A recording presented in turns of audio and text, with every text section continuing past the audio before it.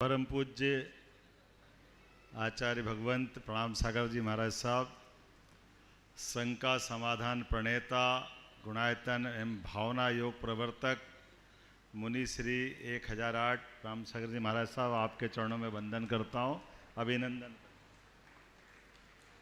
मंच पर ही विराजमान मुनि श्री 108 निर्वेक सागर जी महाराज साहब, आपको भी प्रणाम करता हूँ। मुनि श्री 108 संधान सागर जी महाराज, आपको भी प्रणाम करता हूँ। और समस्त छुल्लक जी महाराज और सभी इस मंच पर उपस्थित सांसद, विधायक, मंत्री, राज्यसभा सदस्य, महापौर, सभी सम्मानीय अतिथिगण, संत वृंद, एक तरह से आप सबको भी प्रणाम करता हूँ। आपके शरीर में विद्यमान आत्मा को भी प्रणाम करता हूँ। मैं बहुत देर से महाराज जी इन दोनों कार्यक्रम का तालमेल मिलाने का प्रयास कर रहा था।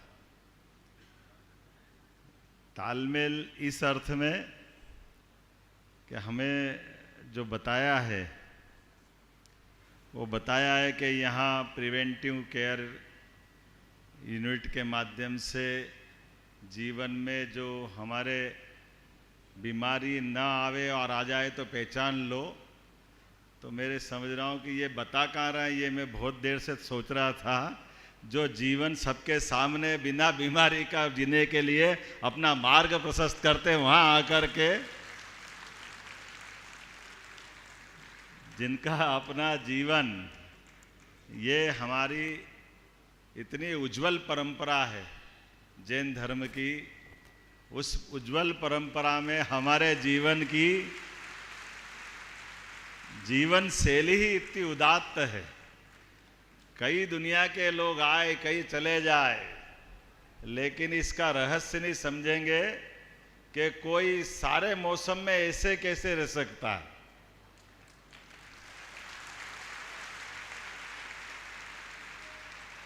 कर पात्रों के माध्यम से जल ग्रहण करना और उसी में भोजन पा लेना एक बार, या तो भगवान पाते या आप लोग पाते। वास्तव में इस जीवन में ये कैसे हो सकता है।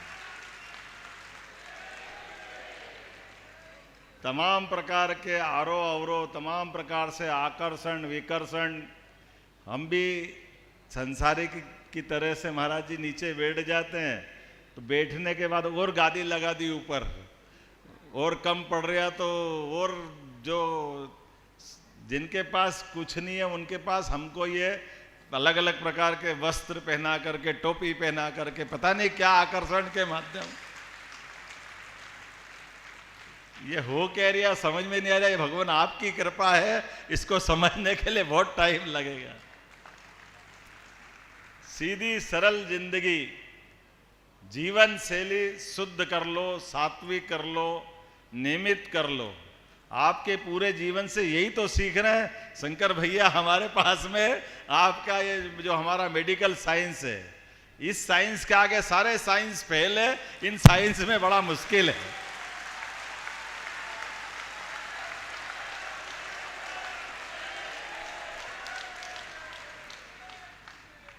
आहार विहार दिनचर्या, और अभी तो मेडिकल साइंस में मना नहीं कर रहा हूँ, मैं आपसे सहमत हूँ। आपने जांच कराई, समय पे बचाया, बताया, अच्छी बात है।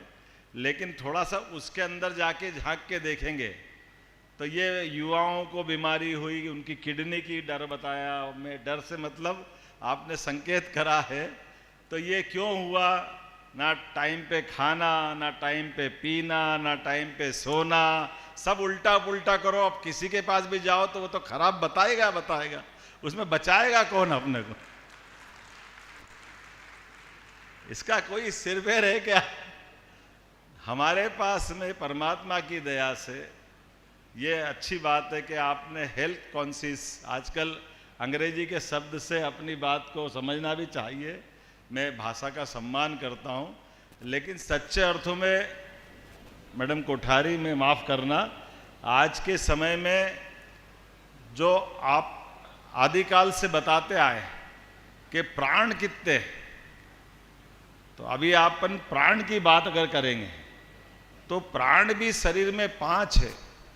अब ये 5 प्राण मेडिकल साइंस आज सिद्ध नहीं कर सकता है, वो तो भला वो वेंटिलेटर का अब मालूम पड़ गया है कि ब्रेन गया, हार्ट चल रहा, एक प्राण गया, बाकी बचा है, अभी मिलेगा। ये 5 प्राण मस्तिष्क में है, हृदय में है, पेट में है, नाभि से नीचे वाले 4 प्राण हैं, 5वां प्राण पूरे शरीर में घूमता है। और जिनको 5 प्राण पे अपना नियंत्रण हो गया, वो ब्रह्मरंध्र से अपनी आगे की यात्रा तय करता है। ये सारे तो ज्ञान इधर ही है। हमारे 5 प्राण, 5 उपप्राण, उपप्राण भी है। आंख खुली रह गई, मुंह खुला रह गया, ये इंद्रिय पे कंट्रोल करने की भाव तो बताते हैं। तो प्राण को भी नियंत्रण करने का जो बड़े डॉक्टर हमारे बीच बैठे हैं, यही तो हमको समझाते हैं। किसके पास जाके सीखेंगे? शास्त्रों में पढ़ेंगे। हमको पतंजलि से लेके सारे के सारे शरीर विज्ञान के जानकार लोग बताते हैं। लेकिन मैं आज के इस अवसर पर आपने बहुत उत्तम प्रयास किया है, क्योंकि महाराज की शिक्षा के साथ एक शिक्षा ये भी है कि आपको कितना भी आए लेकिन सामने वालों को अपमानित मरो, उसका सम्मान करो। इसलिए माफ़ी मांगते हुए आपकी बात का भी सम्मान कर रहे हैं। किसी का अपमान नहीं करना, सबका मान सम्मान रखना, सबके साथ सह अस्तित्व की भावना में अपने आप को डुबो लेना। और सह अस्तित्व की भावना से परमात्मा ने कई जन्मों के पुण्य के बाद ये मानव शरीर हमको जो दिया है, इस मानव शरीर के सदुपयोग के लिए सदमार्ग पे चलते हुए हमारे जीवन काल में गृहस्थ आश्रम में महाराज जी जाने अनजाने जो गलती होती रहती, तो देवता तो हमको बचाने नहीं आते। देवता तो एक ही बार आशीर्वाद दे के जन्म दे देते हैं। लेकिन जीते जी आप देवता जो हमको कदम कदम पर हमारा मार्ग प्रशस्त करते हैं, हमको बार बार समझाते सिखाते, हमारे और भाग्य है। आकाशवाणी होती थी, वो आकाशवाणी तो कोई कोई भाग्य से सुनता था। लेकिन आप महाराज जी के माध्यम से शंका समाधान वाणी हो रही है। आपने को लगता है तो सुबह चालू कर लो, अपने मन में उमड़ते घुमड़ते कई प्रश्नों के उत्तर महाराज जी के माध्यम से मिल रहे हैं। ये भी क्रांतिकारी निर्णय है। काल के प्रवाह में हर युग में हर समय ये इस बात की आवश्यकता भी है कि आज के दौर में बदलते समय में जहाँ आवश्यक है, तो ये एक तरह से मानव समुद्र के बीच में उनकी अपनी समस्याओं के लिए समाधान पहुँचाना भी जरूरी है। और इसीलिए आपने आकाशवाणी के पंचरंगी प्रोग्राम की तरह दोनों कार्यक्रम का समायोजन कर दिया।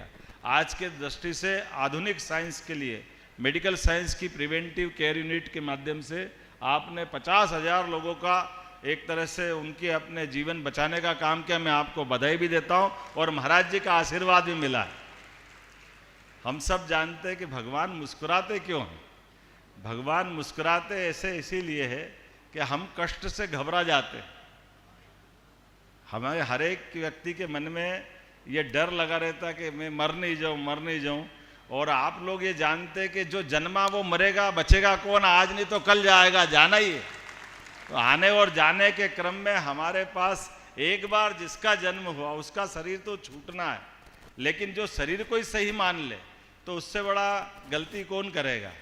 शरीर तो आज नहीं तो कल वस्त्र की तरह बदलना, इसलिए हम ये वस्त्र पहनते और आपने ये आकाश वस्त्र धारण किया है जिसके माध्यम से आप दुनिया को दर्शन दे रहे।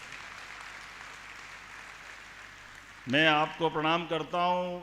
मैं परम पूज्य आचार्य विद्यासागर जी महाराज का चित्र का अनावरण करा तो ऐसा लगा मुझे आशीर्वाद मिल गया, मेरा जीवन धन्य हो गया।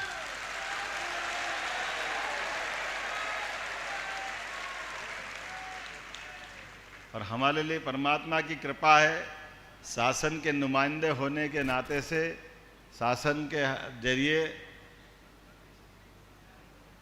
दंड भी आता है, लेकिन आप उसको धर्म दंड में बदल देते हैं कि जब आप काम करो तो धर्म आधारित काम होना चाहिए।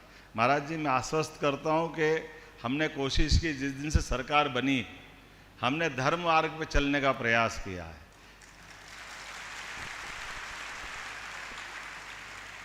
शासन के अपने नियम कानून व्यवस्था और उसके बीच में से मार्ग बनाकर कोशिश कर रहे हैं लगातार।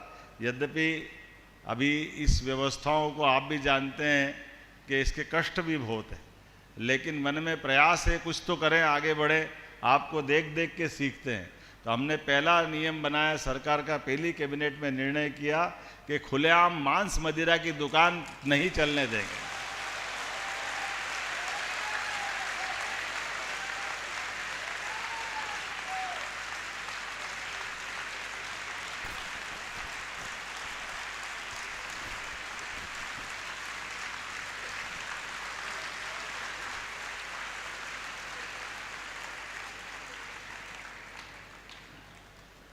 गौ माता को बचाने के लिए जगह जगह, ये जो पुराने ज़माने में जब ज़्यादा पशु होते थे, गौ माताएँ ज़्यादा होती थी, तो किसी की छूट के शहर में चले जाए तो खिड़क थी, कांजी हाउस थे, उसको दंडित करने के लिए, गाय माता को दंडित नहीं करना, जिसने छोड़ी उसको दंड देने के लिए उस पर टैक्स लगाते थे, शुल्क लगाते थे। अब बदल गया दौर, गौ माता को जान करते छोड़ देते लोग कि भैया पैसे नहीं है, अवेरने वाला कौन है। तो सरकार सबको अवेरेगी। सारी गौशाला की व्यवस्था अपने माध्यम से सरकार करने वाली है। हमने ये खिड़क वाला सिस्टम बदल दिया। इनके लिए जो राशि देते थे वो राशि भी महाराज जी डबल कर दी।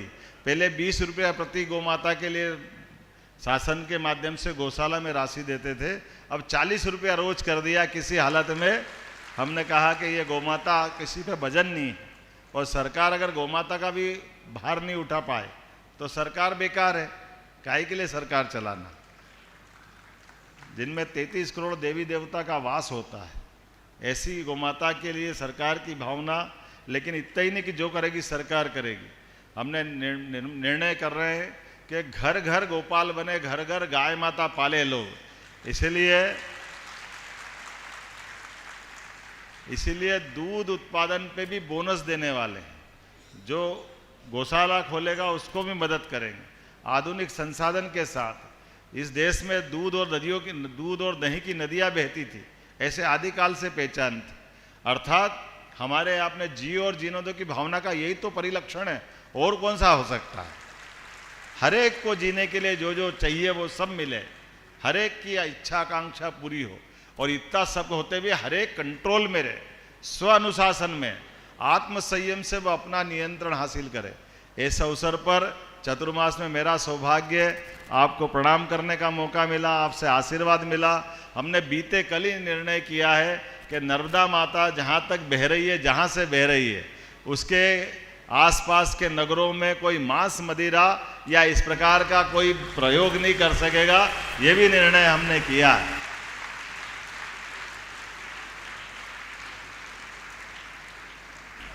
आपने मुझे थोड़ी देर पहले इस बात का आशीर्वाद दिया था, और जब मैंने चित्र का अनावरण किया, मुझे मालूम है कि मैं पहली बार जब महाराज जी से मिला था, आचार्य विद्यासागर जी से, तो मैं नर्मदा जी के किनारे ही मिला था। ऐसा लगा था कि माँ बेटो दोनों से नमस्कार करने का मौका मुझे मिल गया। जीते जी वो ऐसे नर्मदा पुत्र थे, ऐसी उनकी साधना थी। अपना अधिकांश समय वो साधकों की तरह, हमारे लिए सौभाग्य की बात है। माँ नर्मदा हमारे देश के साथ साथ प्रदेश की जीवनदायिनी है, और उनका वो तट, वो उनका अविरल बहता हुआ स्वरूप, और उनकी वो पवित्रता, और वो सारे वन, पर्यावरण, बाकी व्यवस्था बनी रहे।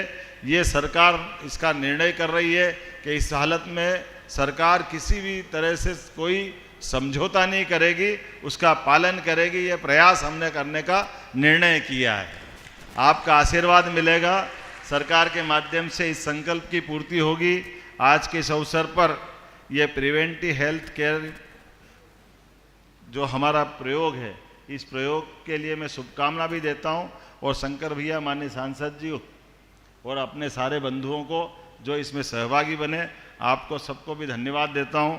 और कोशिश करेंगे प्रिवेंटिव हेल्थ केयर पॉलिसी के लिए। लेकिन उसके पहले मैं माननीय नरेंद्र मोदी जी को धन्यवाद देना चाहूँ, जिनने 5 लाख तक की पॉलिसी सबके लिए फ्री कर दी है। कोई भी आयु वर्ग का, किसी जाति समाज का कोई भी व्यक्ति सरकारी हॉस्पिटल के बजाय वो प्राइवेट हॉस्पिटल में जाके इलाज करे, सारा प्रबंधन सरकार करेगी। ये बहुत बड़ा निर्णय है। इसके माध्यम से ये जो स्वास्थ्य की जागरूकता है, गरीब से गरीब आदमी से लेकर सब व्यक्ति का चिंता करने की बात। और इसी के साथ हमने भी महाराज जी एक निर्णय किया है कि हमारे पहले वाले बड़े लोग जो मेरी जगह पे बैठते थे, उनके घर में हेलीकॉप्टर, वो अकेले हेलीकॉप्टर से घर में उतरते थे और खुद ही उड़ जाते थे। आसपास गरीब कोई परेशान, उसके लिए कोई हेलीकॉप्टर में जगह नहीं थी।